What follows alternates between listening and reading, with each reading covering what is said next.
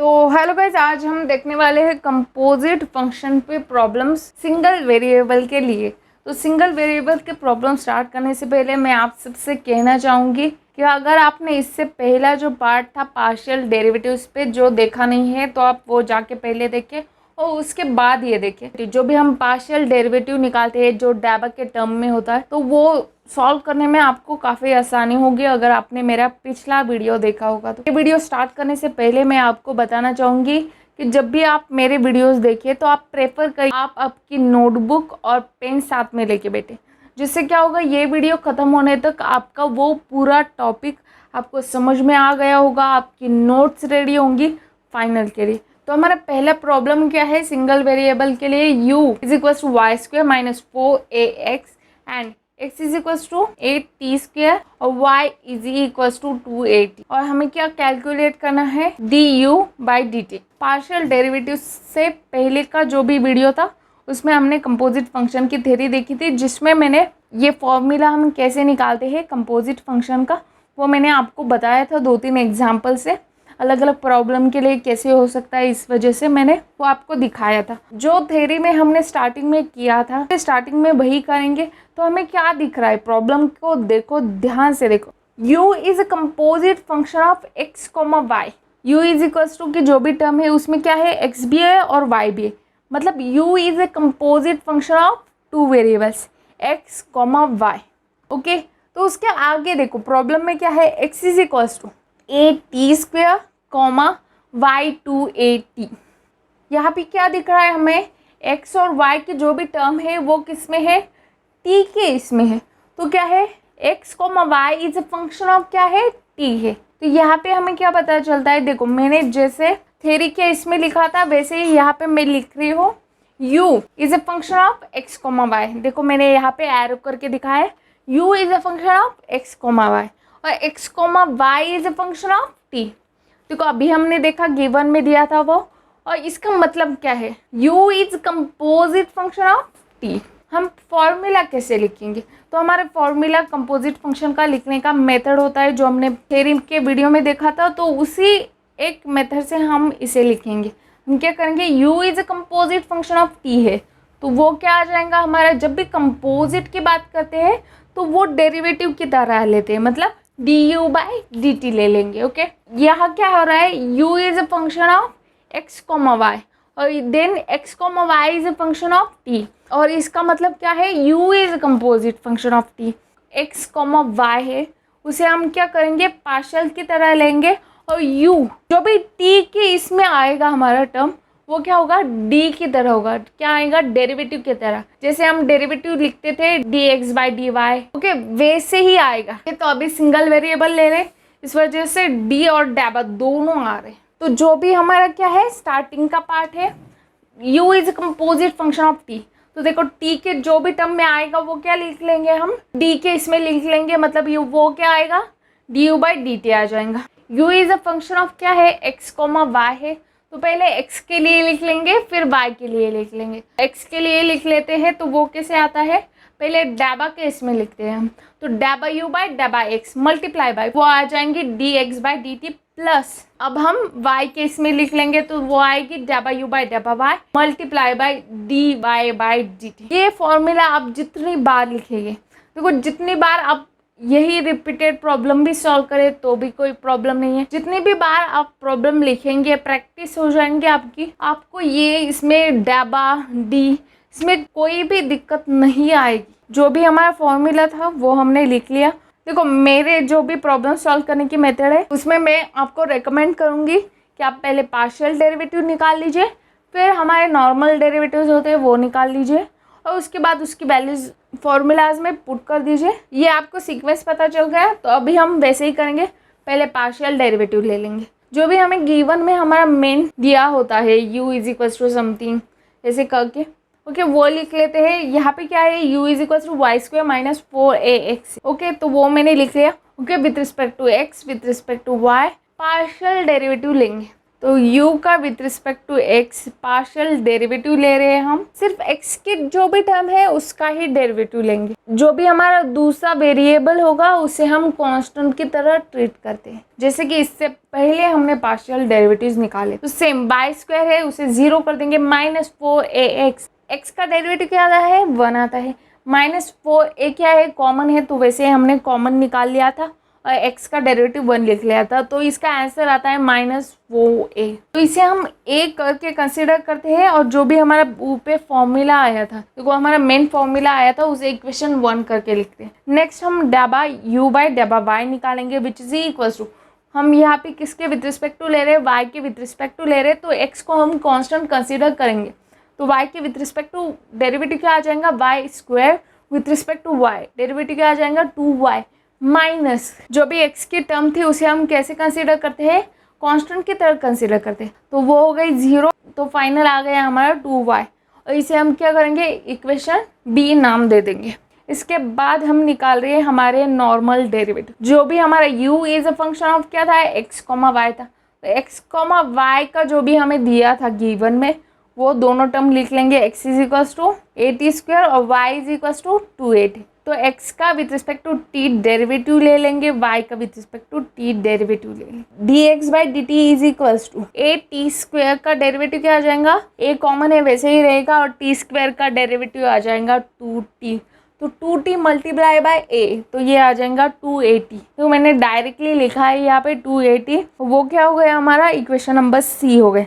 Next y is equal to 280 है हमारा, तो उसका हम डेरिवेटिव ले लेंगे विथ रिस्पेक्ट टू t, जो हमारा आता है t का डेरिवेटिव क्या आता है हमारा 1 आता है। जो भी कांस्टेंट टर्म थी वो से हमने जैसे साइड में निकाला था वो टर्म वैसे ही रह जाएंगी और t का डेरिवेटिव 1 आ रहा है मल्टीप्लाई बाय, मतलब 1 मल्टीप्लाई बाय समथिंग क्या रहता है वही रहता है, इस वजह से मैंने वहाँ पे डायरेक्टली 2a लिख लिया था, उसे कंसिडर किया है यहाँ पे equation number D. Third step पे हम क्या करेंगे put values of equation a b c d in equation 1, सारी की वैल्यू हम किस में डालेंगे इक्वेशन 1 में डालेंगे, फाइनल फॉर्मूले में डालेंगे। तो देखो मैंने वैसे ही किया है, फाइनल फॉर्मूले में वैल्यू डाली है -4a into 280 plus 2y into 2a आ जाता है वो, राइट। और उसके बाद क्या आ रहा है हमारा du by dt is equal to -8a square t plus 4ay, इसे हम कंसीडर करेंगे इक्वेशन 2। ओके, ये जो भी मल्टीप्लिकेशन था उसे सॉल्व करने के बाद हमारा ये आता है। तो लास्ट स्टेप में हम क्या करेंगे, यहाँ पे देखो हमारा जो भी फाइनल आंसर होता है यहाँ पे हमें किसके टर्म में चाहिए होता है, सिर्फ t के इसमें चाहिए होता है। हमारा u is a composite function क्या है किसका है t का है, तो हमें जो भी फाइनल आंसर यहाँ पे चाहिए होता है वो t के टर्म में चाहिए होता है। आप जब भी MCQ सॉल्व करें तो देखिए आपको कैसे टर्म में दिए, अगर आपको यहाँ तक ही दिया है, उनको चल रहा है कोई वेरिएबल आ रहा है वैसा ऑप्शन दिया है तो आप वैसे ऑप्शन को टिक कर सकते हैं, पर अगर आपको सिर्फ टी के टर्म में दिया है तो ये स्टेप आपको आगे की करनी है। इस वजह से ये स्टेप भी आप देखें, हमारा जो भी इक्वेशन 2 आ रहा है उसमें हमें सिर्फ y एक ऐसी टर्म आ रही है जो जिसके वजह से हमारा आंसर टी के इसमें नहीं आ सक रहा है, टी के फॉर्म में नहीं आ सका है। तो हमें गिवन में क्या दिया था, आप जाके क्वेश्चन को देखो वो क्या था y इज इक्वल्स टू 280 था, तो हम वहाँ पे y की वैल्यू पुट कर देंगे। यहाँ पे देखो मैंने लिखा है put value of y is equals to 280, ये हमारा क्या है गिवन इन इक्वेशन 2, तो मैंने पुट कर दिया और सेम टर्म आ रही थी, सेम टर्म में से सेम टर्म अगर माइनस हो रही जैसे 2 - 2 क्या आ जाएगा 0, राइट, वैसे ही यहाँ पे आंसर आ गया 0। तो ये था हमारा फाइनल आंसर प्रॉब्लम 1 के लिए। तो यहाँ पे सिंगल वेरिएबल का और एक प्रॉब्लम, आपको ये सब अच्छे से समझ में आए इस वजह से ले रही हूँ मैं। If u is equals to x square by cube and x is equals to क्या है log t दिया है और y is equals to e raise to t दिया है, और फाइंड आउट क्या करना है हमें du by dt find out करना है। तो यहाँ पे भी क्या है same, u is a function of x, y है, right. u is equals to जो भी हमारी टर्म है उसमें हमें क्या दिखा है x और y दिख रहा है, देखो गिवन देखो आप x और y के इसमें दिख रहा है, तो u is a function of x, y, right. हमारे गिवन में देखो x is equals to log t है और y is equals to e raise to t है, तो x और y किसके टर्म में है t के टर्म में, तो इसका मतलब क्या हुआ x, y is a function of t। तो यहाँ पे मैंने वैसे ही लिखा है x, y एरो करके t का फंक्शन है, तो इसका मतलब क्या हुआ u is a composite function of t। Same वैसे ही क्या है और सेम वही फॉर्मूला हमारा यहाँ पे भी आ रहा है, वैसे ही आ रहा है। ओके, तो वो फॉर्मूला मैंने इक्वेशन 1 करके लिख लिया है। तो हम क्या करते हैं, पहले हम क्या निकालते हैं, डाबा निकालते हैं। डाबा के लिए हमें क्या लगता है, u is a function of x, y। ये हमें जो स्टार्टिंग में दिया है ये मैंने, तो हम क्या करेंगे, उससे जो भी हमारे पार्शियल डेरिवेटिव्स है उसे हम पहले निकाल लेंगे। उसके बाद हम क्या करेंगे, हमारे जो भी सिंपल डेरिवेटिव्स है उसे निकालेंगे, जिसकी वजह से आप दोनों इसमें कंफ्यूज नहीं होंगे। तो पहले हमारे पार्शियल डेरिवेटिव्स देख लेते। u इज इक्वल्स टू क्या है, x square Y cube.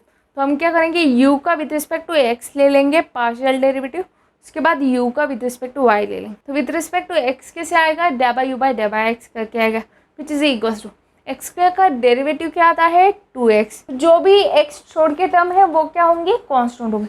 Y cube वैसे ही रहेगा कांस्टेंट। ओके, जब भी मल्टीप्लिकेशन और डिविडेशन में हमारी कांस्टेंट टर्म होती है तो उसे हम कॉमन लिख लेते, उसे साइड में लिख लेते।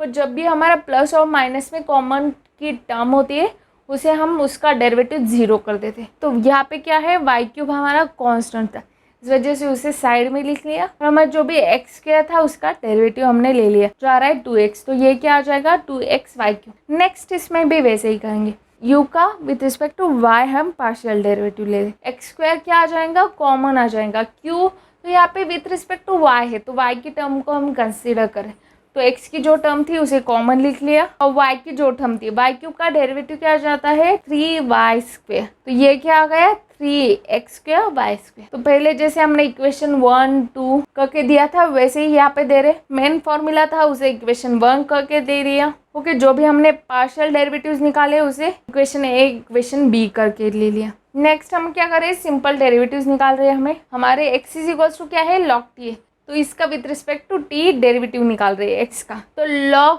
t का डेरिवेटिव क्या आता है, 1/t आता है। जैसे हमारा log x का डेरिवेटिव क्या आता है, 1/x आता है, वैसे ही सेम यहाँ इसका भी आ रहा है। तो इसे हम क्या करेंगे, इक्वेशन c करके कंसिडर करेंगे। Next y is equals to क्या है, e रेस टू t है, तो इसका हम क्या करेंगे, डेरिवेटिव ले लेंगे with respect to t। Okay, तो ये क्या आता है, e रेस टू टी का डेरिवेटिव क्या आएगा, e रेस टू टी। जैसे हमारे e रेस टू एक्स का डेरिवेटिव क्या आता है, e रेस टू एक्स आता है, वैसे ही हमारे e रेस टू टी का derivative e raise to t आता है। इसे हमने इक्वेशन डी कंसिडर कर लिया। तो हम क्या करेंगे, नेक्स्ट स्टेप में जो भी हमारी equation A B C D थी उसकी वैल्यूज हम डाल देंगे हमारी इक्वेशन 1 में। हमारा जो भी मेन फॉर्मूला था उस फॉर्मूले में हम सारी वैल्यूज डाल देते हैं। तो देखो, मेन फॉर्मूला आपके अंडरस्टैंडिंग के लिए मैंने वापस लिख लिया है। उसमें हम क्या कर रहे हैं, सिंपली वैल्यूज डाल रहे हैं। डाबा यू बाई डाबा एक्स की वैल्यू कितनी है, 2x वाई क्यूब है, इनटू क्या है, dx by d t. dx by d t की वैल्यू क्या है, 1/t, प्लस डाबा यू बाई डाबा वाई की वैल्यू क्या है, 3x square y square, multiply by dy by d t. dy by d t की वैल्यू क्या आती है, e रेस टू टी आती है, तो वो मैंने लिख ली। तो हम क्या करेंगे, यहाँ पे भी देखो, ये पूरा हमारा फाइनल आंसर हमें किस में चाहिए होता है, t के इसमें चाहिए होता है, क्योंकि हमारा u is a composite function of t है, तो हमें सिर्फ t के इसमें ही इसका फाइनल आंसर चाहिए होता है, और ये t के इसमें नहीं है। तो हम क्या करेंगे, जो भी हमारे गिवन में x और y की वैल्यू दी थी वो हम वैल्यूज डाल देंगे और हमारा आंसर पूरा t के इसमें टर्म में निकाल देंगे। तो मैं यहाँ पे क्या कर रही, put value of x is equals to log t और y is equals to e raise to t, जो भी हमें गिवन में दिया है वो इन इक्वेशन 2। जो भी ऊपर का डी बाई डी टी आता था हमारा, उसे मैंने क्या कर दिया, इक्वेशन 2 करके कंसिडर कर दिया था। तो उसमें मैं क्या करूँगी, ये वैल्यूज डाल दूंगी। तो ये क्या आ जाएगा, 2x की जगह क्या आएगा, log t multiply by y cube है, तो y की वैल्यू कितनी है, ई रेस टू टी है, तो ई रेस टू कितना आ जाएगा, ई रेस टू टी का ब्रैकेट क्यूब आ जाएगा, तो वो क्या होगा, 3 अंदर मल्टीप्लाई होगा, वो क्या आ जाएगा, ई रेस टू 3t आ जाएगा। वो क्या होती है, पावर एक दूसरे से मल्टीप्लाई हो जाती है, मल्टीप्लाई बाय जो भी 1/t था वो वैसे ही रहेगा, प्लस 3x स्क्वायर, तो 3 वैसे ही आ गया, x क्या है हमारा, log t है, तो log t का क्या करेंगे, स्क्वायर कर देंगे, मल्टीप्लाई बाय y स्क्वायर है, तो y की वैल्यू कितनी है, ई रेस टू टी है, तो ये क्या आ जाएंगे, ई रेस टू टी का ब्रैकेट स्क्वायर। ये मैंने अंडरस्टैंडिंग के लिए आपके के लिए ऐसे लिखा है, इनटू क्या है ई रेस टू टी था तो वो टर्म वैसे ही लिख ली। तो यहाँ पे मैंने और थोड़ा सॉल्व किया है, दिखाया है कि पावर की एडिशन कैसे होती है। देखो स्टार्टिंग में जो आ रहा था उसे मैंने वैसे ही लिख लिया। सेकेंड टर्म देखो प्लस 3 log t का bracket square e raise to 2t plus, देखो यहाँ पे क्या था e raise to 2t multiply by e t था, राइट। तो मैं क्या कर दूंगी, उन दोनों की पावर की क्या होती है एडिशन होती है। तो यहाँ पे उसके दोनों की पावर की एडिशन हो गई, वो भी क्या आएगी ई रेस टू 3t आ जाए। तो ये फाइनल आंसर कैसे आता है, d u by d t is equals to 2 log t multiply by e raise to 3t divided by t plus 3 log t का bracket square multiply by e raise to 3t। Okay, तो अभी हमने क्या देखा, single variable के लिए composite function के 2 problems देख लिए हैं। तो इन दोनों प्रॉब्लम को रेफर करके आप सिंगल वेरिएबल के ऐसे ही प्रॉब्लम को सॉल्व कर सकते हैं। ओके, सिंगल वेरिएबल क्या होता है, डबल वेरिएबल क्या होता है, इसकी थ्योरी मैंने आपको पहले ही समझा दी थी। ओके, तो आज के लिए बस इतना ही। नेक्स्ट वीडियो में हम डबल वेरिएबल के प्रॉब्लम देखेंगे। तो आज के लिए बस इतना ही, नेक्स्ट वीडियो में हम मिलेंगे। तो अगर आपको मैं जो भी पढ़ा रही हूँ वो समझ में आ रहा है तो वीडियो को लाइक कर, जैसे मुझे समझ में आता है कि आपको ये समझा है या नहीं, और मैं उसके हिसाब से वीडियो बनाती हूँ। तो वीडियो को लाइक करें, शेयर करें और चैनल को सब्सक्राइब करें। आज के लिए बस इतना ही।